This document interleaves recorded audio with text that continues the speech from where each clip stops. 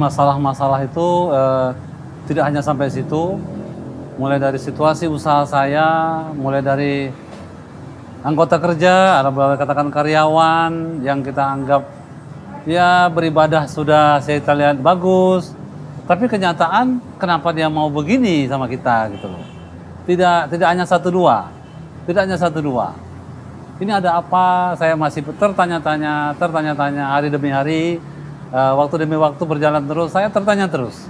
Bahkan coba-cobaan hidup tadi bukan hanya sampai di situ lagi, di keluarga-keluarga kita, di adik-adik ipar kita, ya, di adik-adik kandung kita, sama persis yang terjadi. Semakin jauh, semakin tidak harmonis.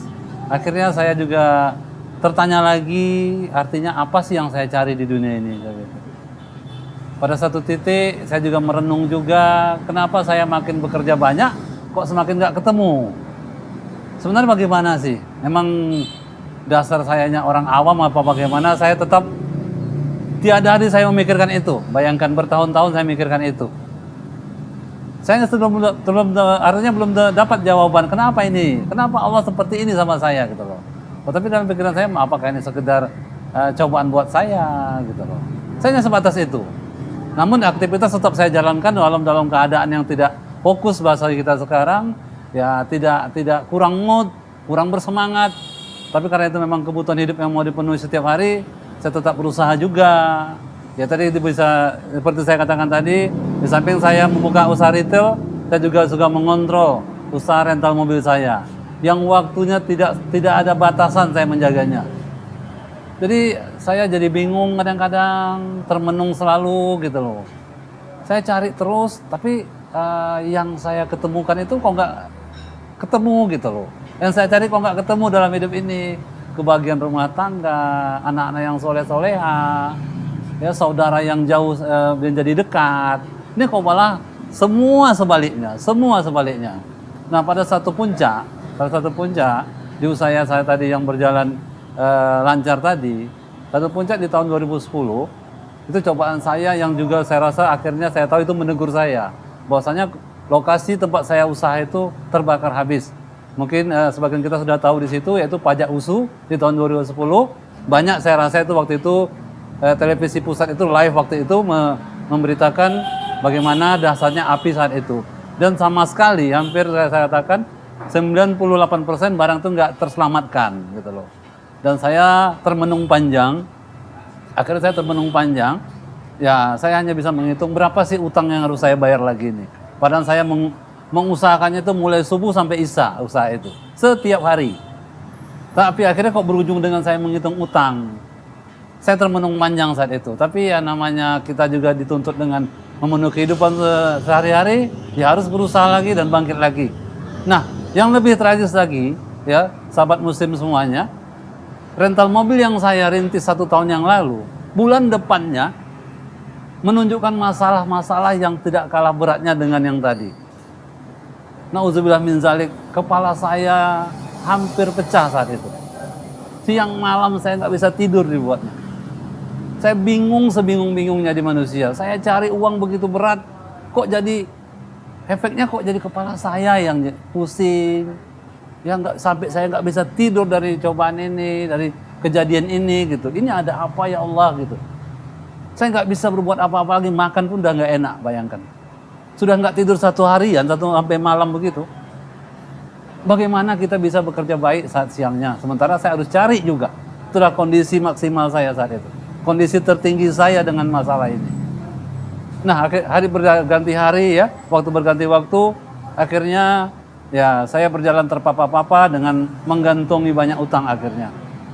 Dengan kondisi keluarga yang tidak harmonis yang seperti kita harapkan itu. Nah, satu saat saya juga berdiskusi dengan istri saya, apakah ini karena uang yang tidak pantas kita makan? Mungkin juga, hanya kata-kata mungkin saat itu. Belum menemukan titik yang pas. Kondisi diskusi di keluarga. Nah, karena kita anggap selama ini ya yang kita buat tuh tidak ada yang menyalah. Tidak ada yang pantas kita terima seperti ini gitu loh. Tapi kenapa ini terjadi? Setiap hari tidak luput berpikirnya seperti itu. Nah, satu saat pendek cerita, saya ditemukan atau saya ditawarkan atau kami berdua di rumah suami istri ditawarkan di suatu katakanlah workshop atau seminar, yaitu melabelkan nama yaitu masyarakat tanpa riba. Wah, saya juga terengah juga, ini mungkin pantas saya datangi, pantas saya hadiri. Nah di situ saya putuskan sama orang rumah saya atau istri saya, bahwa saya ingat waktu itu tanggal sekitar awal tahun 2018, ya, saya hadiri satu event nasional masyarakat tanpa riba, ya, yang nama event itu namanya sukses mengembangkan harta tanpa riba. Dengan mengosongkan ilmu, ya, tidak merasa kita yang benar, saya datangi itu pertemuan selama 2 hari. Nah di hari pertama saya sudah menemukan apa selamanya yang jadi masalah saya selama ini. Ya sedikit banyaknya di hari pertama itu saya sudah mulai menemukan. Wah, ternyata ada sinyalnya di sini mungkin kesalahan saya selama ini. Inilah yang saya kasih anak saya selama ini. Inilah yang saya kasih istri saya selama ini. Pantas Allah marah. Pantas Allah marah. Nah, kebetulan pertemuan itu dekat dengan rumah saya. Sementara kita sampai malam, ada break di maghrib seperti maghrib gitu, saya menyempatkan pulang. Saya ketemu dengan anak-anak saya. Anak-anak saya ada 4 orang tadi saya katakan di awal, saya kumpulkan beliau, bahwasanya saya, ayah kalian itu sedang mengikuti satu pelatihan yang mungkin bisa menyadarkan kita di rumah ini. Mohon maaf, selama ini mungkin ayah ada salah.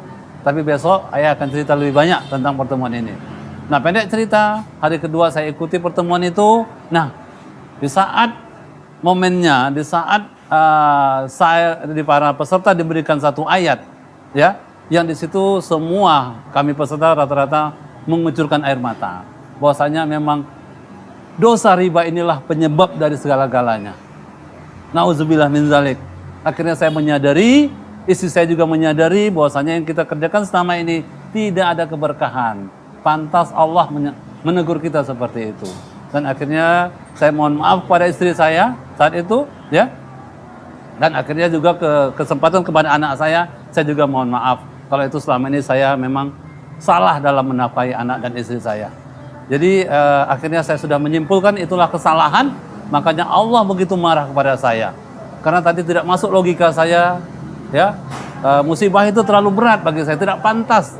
Saya sudah rajin mulai subuh sampai isya bekerja mencari nafkah. Kenapa begini? Tapi momen itulah, saat itulah saya tahu kalau saya itu memang ditegur Allah.